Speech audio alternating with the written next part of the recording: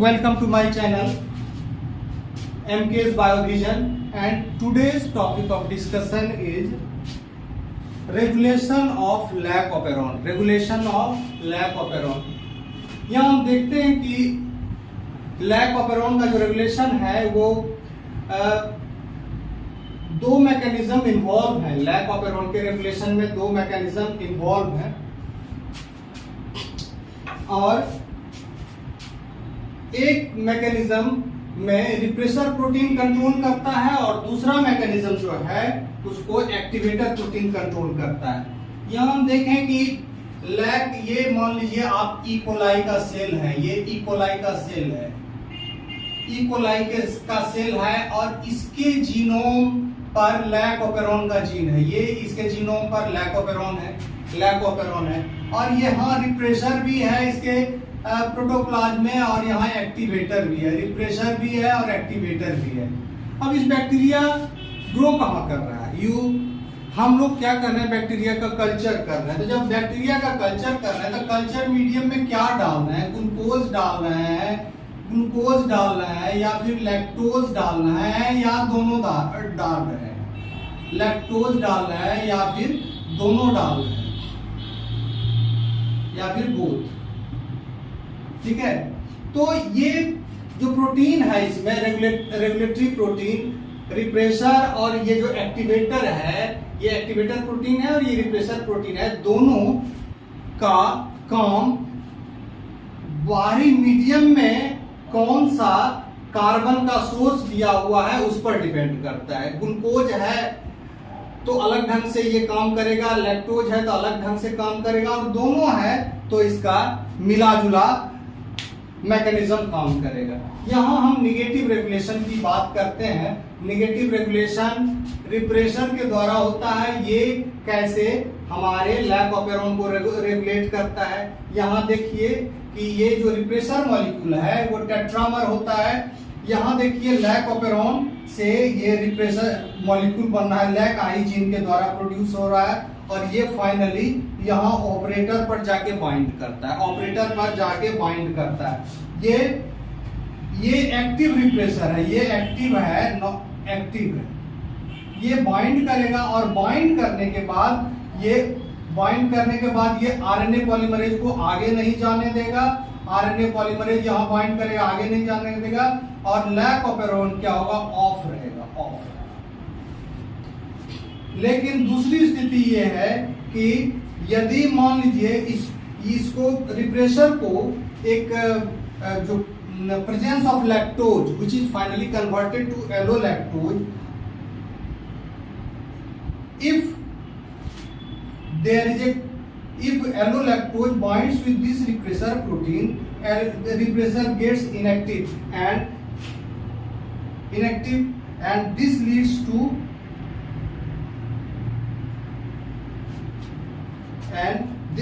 to removal of this repressor from this operator region. Operator से यहाँ ये हट जाता है और इस वजह से इसका आरएनए का सिंथेसिस शुरू हो जाता है। लेकिन ये जो आरएनए का सिंथेसिस होगा ये बड़े कम मात्रा में होगा, ये लो लेवल का सिंथेसिस होगा।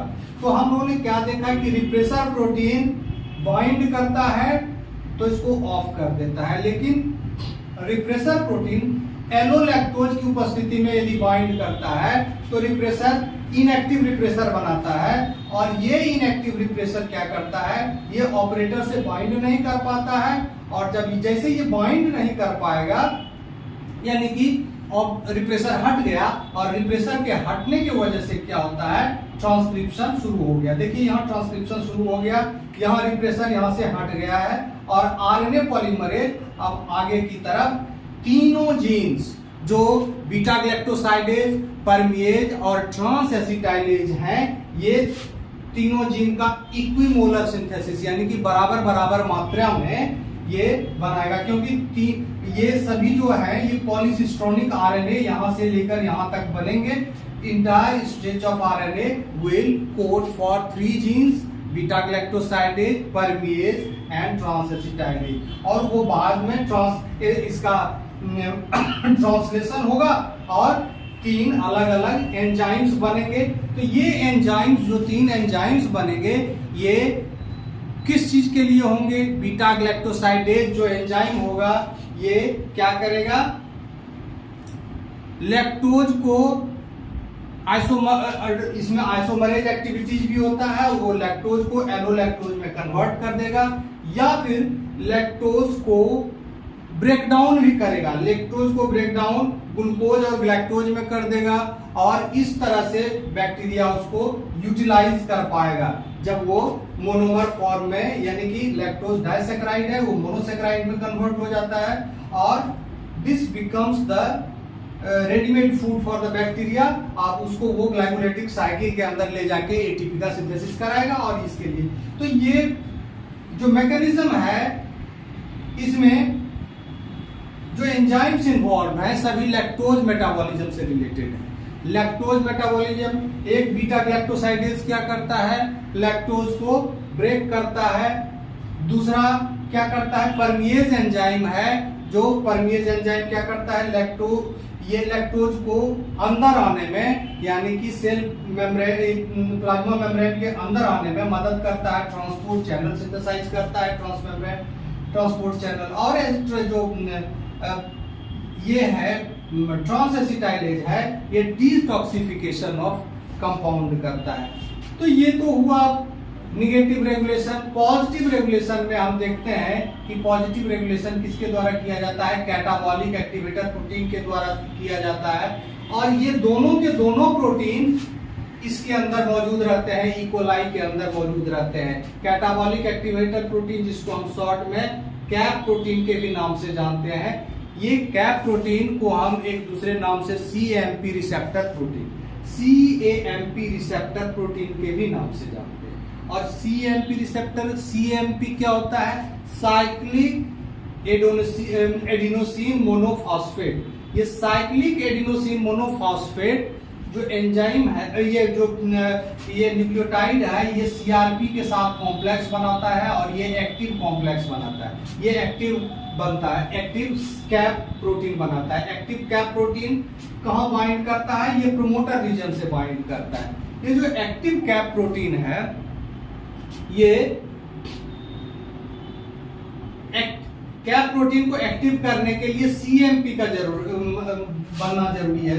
तो CMP कहां से बनता है? ये चीज और हमको जानना चाहिए कि CMP आखिर बनता कहां है? CMP बनता है ATP टूटकर CMP बनता है, ATP टूटकर CAMP बनता है, साइक्लिक एडिनोसिन मोनोफॉस्फेट। और इसको बनाने वाला जो एंजाइम है, दैट उसको हम एडिनाइलेट साइक्लेज करते हैं, एडिनाइलेट साइक्लेज करते हैं।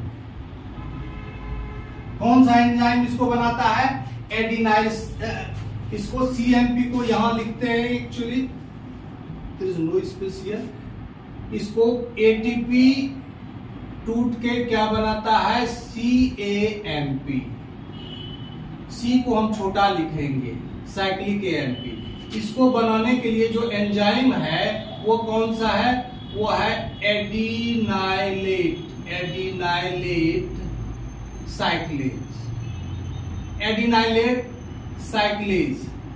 ये जो एडिनाइलेट साइक्लेज है, ये एंजाइम CMP के बनने के लिए जरूरी है। तो ये एंजाइम जब ज्यादा होगा तो CMP ज्यादा होगा, लेकिन इस एंजाइम को ग्लूकोज क्या करता है? इनहिबिट करता है। ग्लूकोज क्या करता है? इसको इनहिबिट करता है।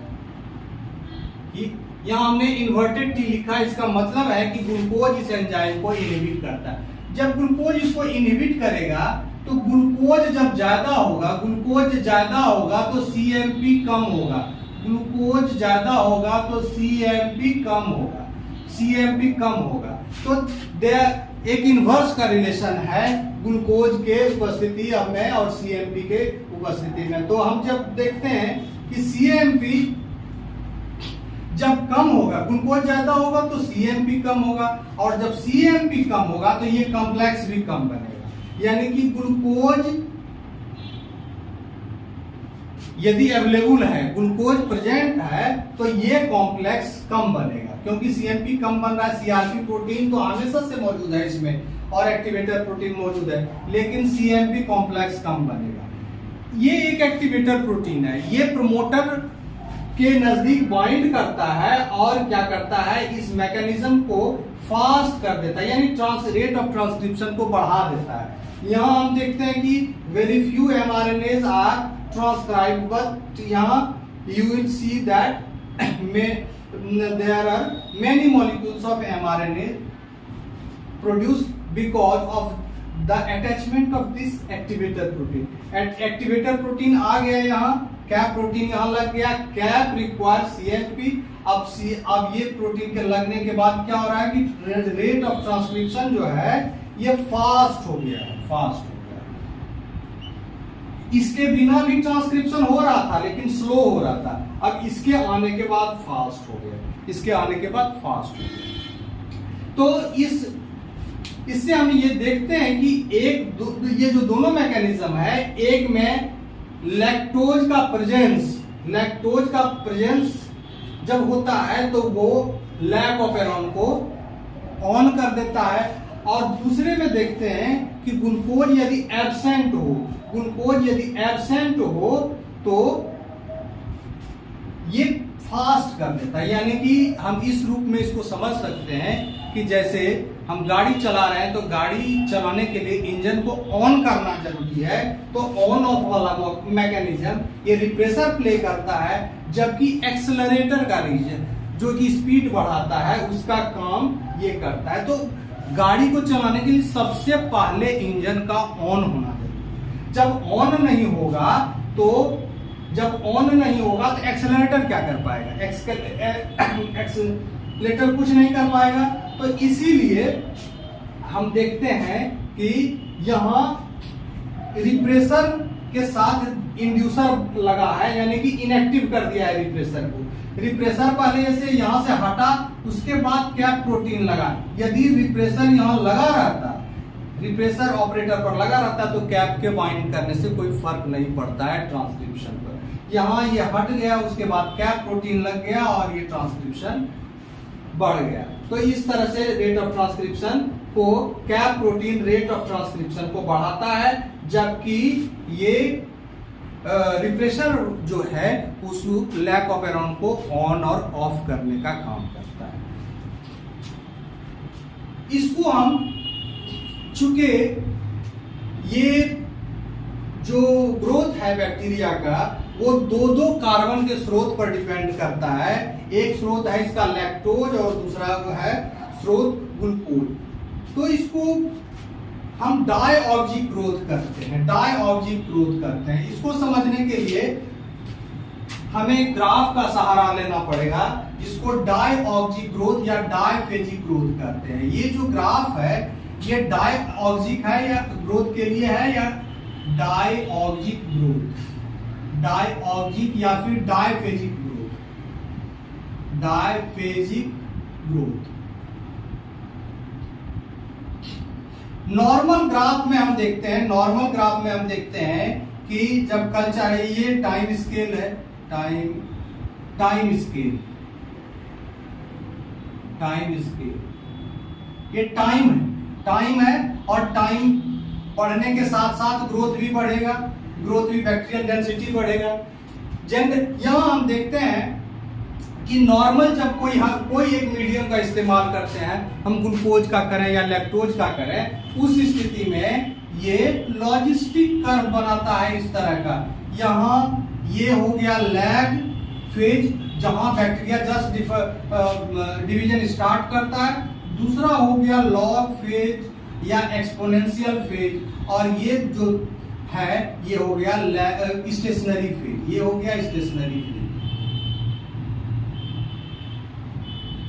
स्टेशनरी फेज यानी कि लैग फेज जो है स्लो होता है, ग्रोथ जो सेल डिवीजन का ग्रोथ है वो पिकअप करता है। लॉग है exponential,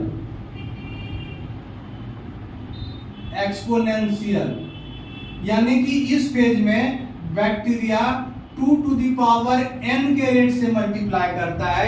n is the number of cell division, n के रेट से मल्टीप्लाई करता है। जबकि स्टेशनरी फेज में क्या है कि स्टेशनरी फेज में बैक्टीरिया का डेथ और बर्थ दोनों बराबर हो जाता है, इसलिए जो संख्या होती है, नेट जो संख्या होती है वो लगभग कांस्टेंट होती है। तो इस तरह से ये लॉजिस्टिक कर्व है। तो इस तरह का लॉजिस्टिक कर्व हम लोग देखते हैं, या तो ग्लूकोज हो या फिर लैक्टोज होता, दोनों में से आइदर या ग्लूकोज होगा या फिर लैक्टोज होगा, तब हम इस तरह का ग्राफ देखते हैं। लेकिन यदि मीडियम में दोनों हो तब हम ये ग्राफ जो है डायऑक्सिक ग्रोथ का ग्राफ शो करता है। इसके लिए हम इसको इस रूप में देखते हैं। जो डायऑक्सिक ग्रोथ या डायफेजिक ग्रोथ है, इसमें हम देखते हैं ये ग्रोथ है, ग्रोथ का रेट है। यहां हम देखते हैं कि एक लैग फेज,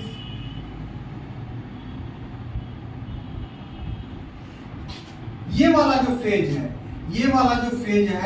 ये किसके लिए है? डायफेजिक। जब ग्लूकोज और लैक्टोज दोनों मीडियम में है, तो उस स्थिति में हम देखते हैं इस तरह का ग्राफ। ग्लूकोज जब है, अच्छा बैक्टीरिया क्या करता है? प्रेफर करता है ग्लूकोज को। ग्लूकोज इसलिए है कि उसको फिर कोई एक्स्ट्रा एंजाइम का जरूरत नहीं पड़ता है, ये तुरंत ग्लाइकोलाइटिक पाथवे में चला जाता है और एटीपी बनाता है। तो ये जो फर्स्ट पार्ट है, इसमें ग्लूकोज यूटिलाइज हो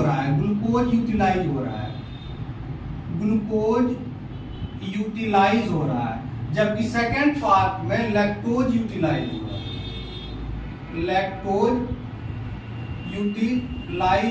लैक्टोज यूटिलाइज हो रहा है।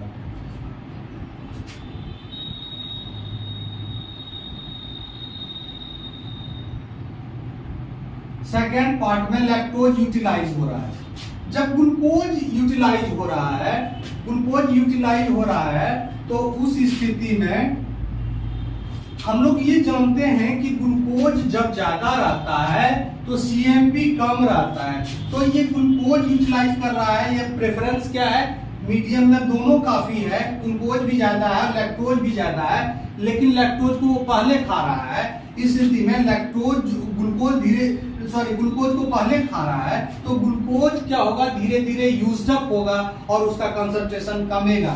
तो यहाँ तो ग्लूकोज है, काफी अवेलेबल है, इस पॉइंट पर आके ग्लूकोज खत्म हो रहा है, ग्लूकोज एग्जॉस्ट कर रहा है,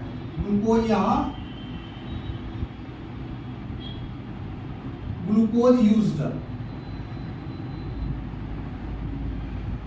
ग्लूकोज खा लिया गया है। अब ग्लूकोज जब यूज्ड अप हो गया तो यहाँ लैग ऑपेरॉन शुरू होता है। यहाँ हम देखते हैं कि दो लैग फेज है। पार्ट 1 में यहाँ जहां ग्लूकोज यूटिलाइज हो रहा है उसका अपना लॉग फेज है, और इसका लैक्टोज का अपना लॉग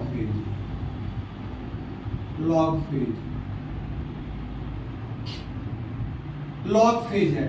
और यहाँ एक छोटा सा लैग, यहाँ जो है ये एक स्मॉल लैग है, small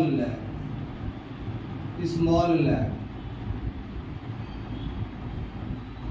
Why it is small? Because कि ये लैक ऑपेरॉन यहाँ क्या होता है? लैक ऑपेरॉन ऑन हो जाता है, और जैसे ही लैक ऑपेरॉन ऑन होता है फिर एक लॉग फेज चला आता है, तो ये लैक ऑपेरॉन यहाँ ऑन हो जाता है,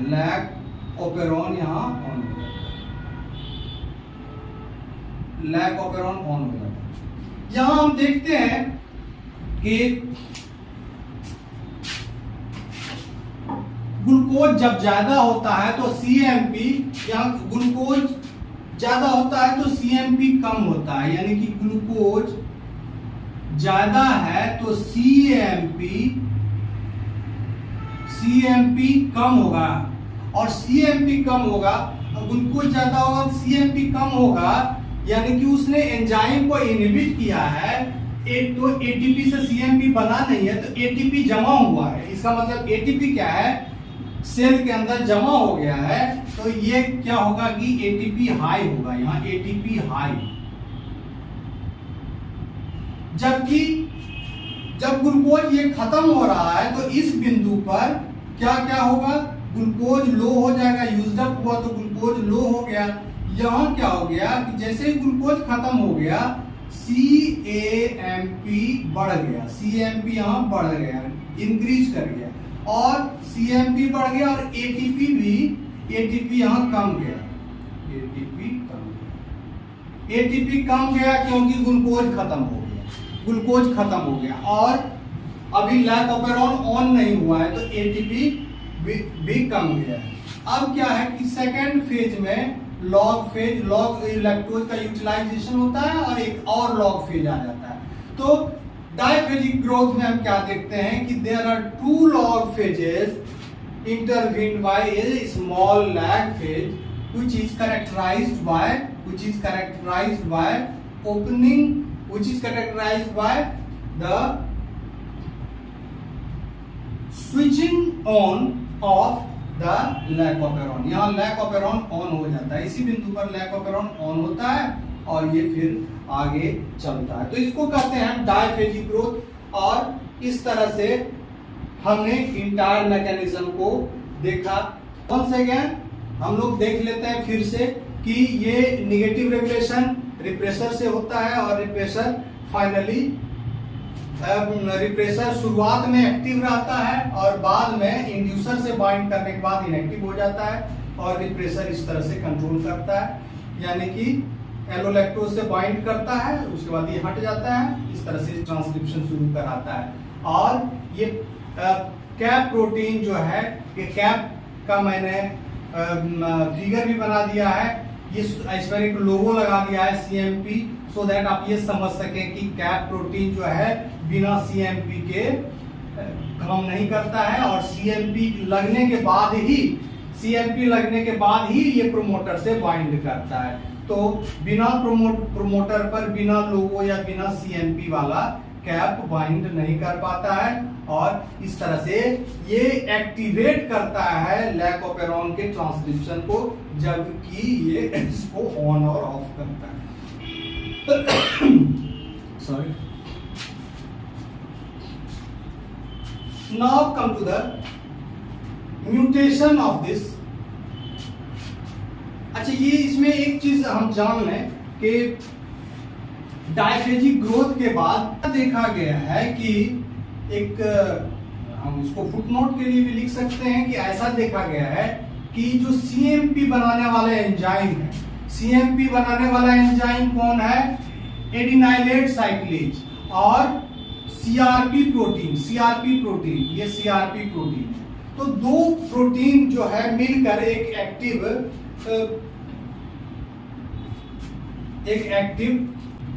कैप प्रोटीन बनाता है। यहां यदि हम देखें कि CRP प्रोटीन में हम म्यूटेशन करा दें, CRP प्रोटीन में म्यूटेशन करा दें, इसका क्या इफेक्ट होगा, या एडिनाइल साइक्लेज वाले प्रोटीन में म्यूटेशन करा दें, तो इसका इफेक्ट क्या होगा। इसका इफेक्ट यही होगा कि ये जो बनेगा कैप प्रोटीन ये फंक्शनल नहीं होगा। ये फंक्शनल नहीं होगा तो ये प्रोमोटर पर बाइंड नहीं करेगा। तो क्या ये लैक ऑपेरॉन का, किस स्थिति में लैक ऑपेरॉन में ये क्या करेगा, लैक ऑपेरॉन का ट्रांसक्रिप्शन तो होगा लेकिन ये स्लो रेट से होगा, क्योंकि ये इसका रहना न रहना बराबर है, क्योंकि ये protein is now not functional. जब फंक्शनल ही नहीं है तो इसका, ये तो हुआ CRP म्यूटेशन की बात। अब हम लोग देखें कि ये दोनों मैकेनिज्म इकट्ठा कैसे काम करता है, एक ही साथ।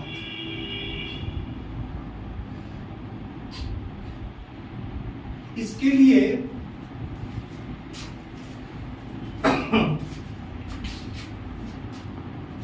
यहां चूंकि ग्लूकोज का कंसंट्रेशन, ग्लूकोज, लैक्टोज,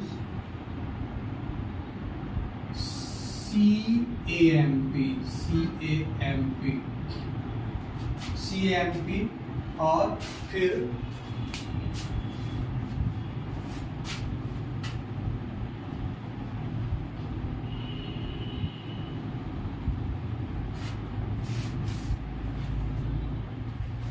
CAMP और इधर हम एक लैकोपेरोन को बना लें, लैकोपेरोन को बना लें,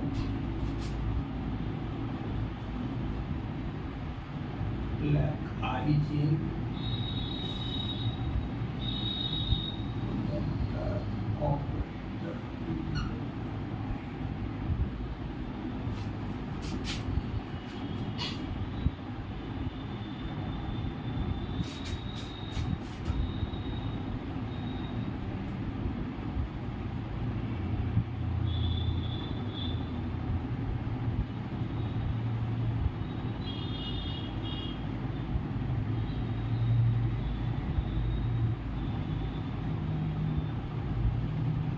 यहां हम देख रहे हैं स्ट्रक्चरल जीन है, ये स्ट्रक्चरल जीन है लैकोपेरोन का।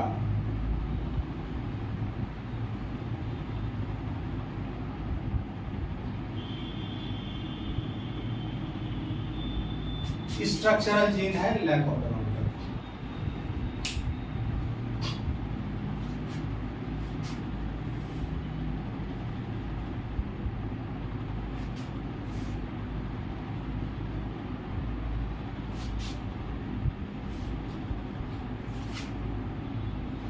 यदि ग्लूकोज का कंसंट्रेशन हाई है, ग्लूकोज का कंसंट्रेशन हाई और लैक्टोज का भी कंसंट्रेशन हाई, तो क्या होगा? ग्लूकोज का कंसंट्रेशन हाई है तो ऑब्वियसली ग्लूकोज CMP को कम बनने देता है या CMP को दबाता है, तो CMP लो हो जाएगा, CMP लो हो जाएगा। और जब CMP लो होगा तो उस स्थिति में क्या होगा कि ये जो लैकोपेरोन है इसमें यहां ऑपरेटर है, यहां प्रमोटर है और यहां ZYA, ठीक है, ये हाई है, CMP लो हो गया। CMP लो होने के कारण क्या होगा कि CRP कॉम्प्लेक्स नहीं बनेगा, जो कि प्रमोटर के ठीक आगे रहता है। ये प्रमोटर के ठीक आगे रहता है, CMP CRP कॉम्प्लेक्स प्रमोटर के ठीक आगे रहता है, यानी कि ये ठीक आगे रहता है और इस वजह से ये यहां बनेगा ही नहीं। लो है तो यहां ये बनेगा नहीं, ठीक है। लैक्टोज हाई है, यानी कि लैक्टोज जब हाई है तो उसने क्या किया, इंड्यूसर के साथ मिलकर अपने इनएक्टिव हो गया, तो इंड्यूसर भी नहीं बनेगा, मतलब ये रिप्रेसर भी यहां ज्वाइन नहीं करेगा, तो ना रिप्रेसर ज्वाइन करेगा ना एक्टिवेटर ज्वाइन करेगा। उस स्थिति में क्या होगा कि ट्रांसक्रिप्शन जो होगा वो होगा नहीं, या लो लेवल होगा, बहुत लो लेवल का होगा, लो लेवल, या नो ट्रांसक्रिप्शन भी लिख सकते हैं आप, no transcription.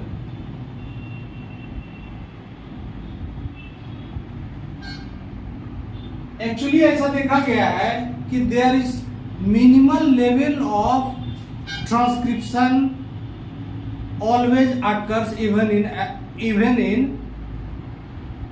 absence of lactose। Lactose नहीं भी रहता है तब पर भी एक ये ट्रांसक्रिप्शन हल्का हल्का चलते रहता है, यानी कि few molecules of these enzymes are always produced।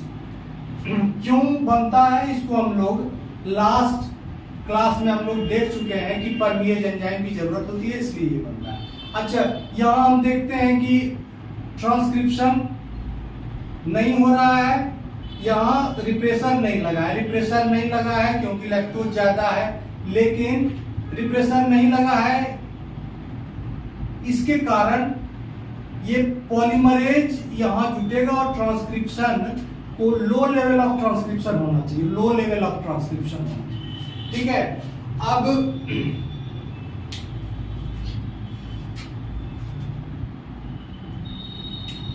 here the second case is, in this second case you see that glucose is low, and lactose is also low in concentration.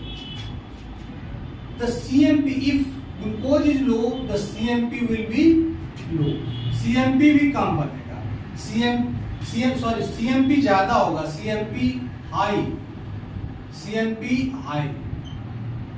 CMP high होगा क्योंकि glucose लो है। तो जब CMP high होगा तो ये जो cap protein है बनेगा, और उस स्थिति में हम देखते हैं कि यहाँ ये जो लैक ऑपेरॉन में ये ऑपरेटर है और यहाँ प्रोमोटर है, इसमें कैप प्रोटीन बनेगा। ये पॉलीमरेज, ये जो है ये कैप प्रोटीन है, पॉलीमरेज इसके ठीक आगे बाइंड करता है, ये कैप प्रोटीन है। अब ये जो कैप प्रोटीन यहाँ लग गया, लेकिन यहाँ लैक्टोज लो है, तो जब लैक्टोज लो है तो लैक्टोज कम है या लैक्टोज नहीं है, इसमें क्या होगा कि एक्टिवेटर जो है एक्टिव रहेगा, क्योंकि लैक्टोज ही उसको रिप्रेसर को लैक्टोज ही इनएक्टिव करता है। तो इस स्थिति में यहाँ रिप्रेसर से लैक्टोज नहीं बाइंड करेगा और ये एक्टिवेटर यहाँ लगा रहेगा, because lactose is absent, in this case repressor is there. तो एक्टिवेटर रहने के बावजूद भी क्या होगा, रिप्रेसर आरएनए पॉलीमरेज को आगे नहीं बढ़ने देगा, क्योंकि यहां आगे में रिप्रेसर मौजूद है। जो प्रमोटर रीजन है उसको दो फैक्टर रेगुलेट करता है, या तो एक्टिवेटर एक तरफ है और दूसरी तरफ रिप्रेसर है। रिप्रेसर इसको आगे नहीं जाने देगा, तो इस स्थिति में भी ये एक्सप्रेशन जो होगा वो लो ही होगा, लो एक्सप्रेशन, लो ट्रांसक्रिप्शन।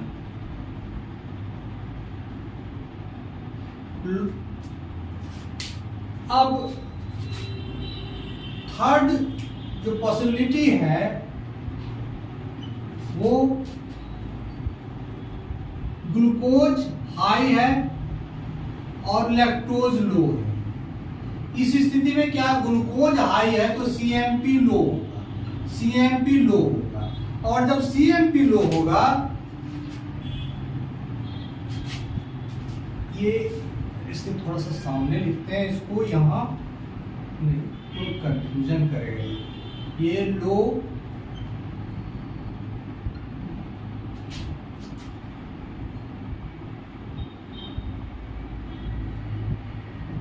में हम देखते हैं कि CMP क्या होगा, ग्लूकोज हाई है तो CMP लो होगा, तो ये कैप प्रोटीन नहीं बनेगा, और इस स्थिति में हम देखते हैं कि ये जो इस पर ये बाइंड नहीं करेगा, ये पॉलीमरेज, ये प्रमोटर रीजन है और यहाँ ऑपरेटर रीजन है, और इस जगह पर this protein will not bind because CMP लो है, तो ये यहां नहीं बाइंड करेगा।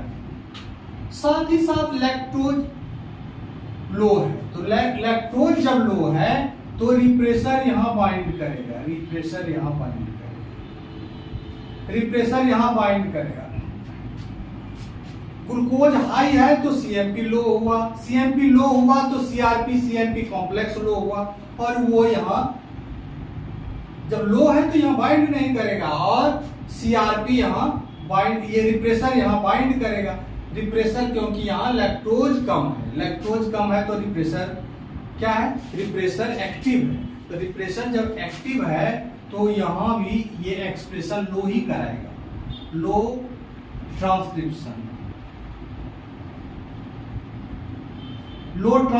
कराएगा। अब तीसरा जो चांस तीसरी पॉसिबिलिटी ये है कि दोनों ये ग्लूकोज लो हो और लैक्टोज हाई। जब ग्लूकोज लो है तो CMP हाई होगा, तो CMP जब हाई है तो उस स्थिति में CMP CRP कॉम्प्लेक्स ज्यादा बनेगा और वो यहाँ आकर बाइंड कर जाएगा। ये प्रमोटर रीजन में ये आके बाइंड कर गया। कौन क्या बाइंड किया, ये क्या है आपको, ये है CAMP CRP complex, CMP CRP complex ये यहां बाइंड कर जाता है। किस पर बाइंड करेगा, ठीक प्रमोटर के आगे। यहां हम देखते हैं कि ये हाई है तो यहां भी ये बनता है और ये करेगा, बाइंड करेगा। ऑपरेटर पर हम देखते हैं कि अब ऑपरेटर पर रिप्रेसर बाइंड करता है, लेकिन यहाँ लैक्टोज हाई है।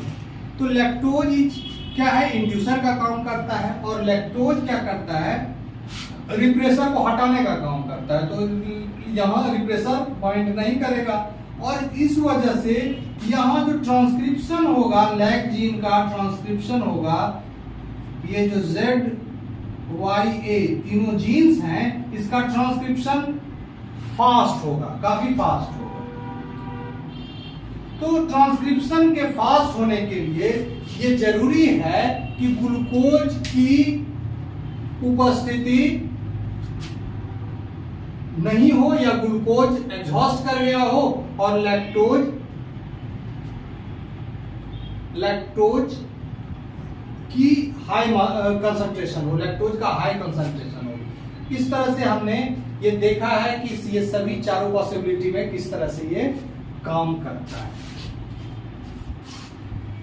एक चीज और जो इसमें हम लोग को जानना चाहिए कि आखिर ये कैप प्रोटीन, ये एक्टिवेटर है और एक रिप्रेसर है। कैप प्रोटीन क्या करता है, कैप प्रोटीन यहां हम देख रहे हैं कि लैक ऑपेरोन में यहाँ ऑपरेटर है, यहाँ प्रमोटर है और यहाँ स्ट्रक्चरल जीन है ZYA। यहाँ ये कैप प्रोटीन बाइंड करता है, कैप प्रोटीन बाइंड करता है और कैप प्रोटीन जब बाइंड करता है तो वो क्या करता है कि ये एक्टिवेटर है। कैप क्या है, एक्टिवेटर है, ये एक्टिवेटर है। ये प्रमोटर को मोड़ देता है, 90 डिग्री से ज्यादा बेंड कर देता है, 90 डिग्री से ज्यादा बेंड कर देता है।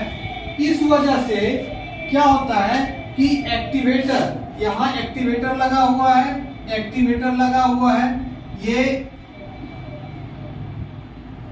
यहाँ कैप लगा हुआ है, यहाँ कैप है और यहाँ कैप है और यहाँ आपका प्रमोटर रीजन है, प्रमोटर है और यहाँ RNA पॉलीमरेज लगा हुआ है, ये RNA पॉलीमरेज होगा।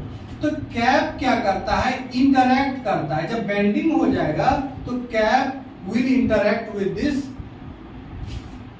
RNA पॉलीमरेज और यही इसी चीज से ये एक्टिवेशन कराता है। तो कैसे एक्टिवेशन कराता है कैप, क्योंकि ऑलरेडी RNA पॉलीमरेज तो अपना काम कर ही रहा है, लेकिन RNA पॉलीमरेज के काम को और ये फास्ट करता है, एक्टिवेट करता है।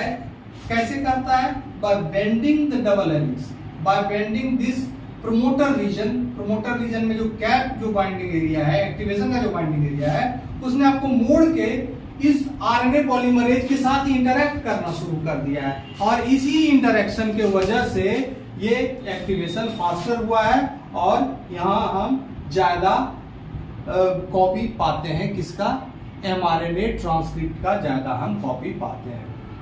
For today this is enough और आई थिंक कि नेक्स्ट लेक्चर में हम लोग इसके म्यूटेशन को देखेंगे।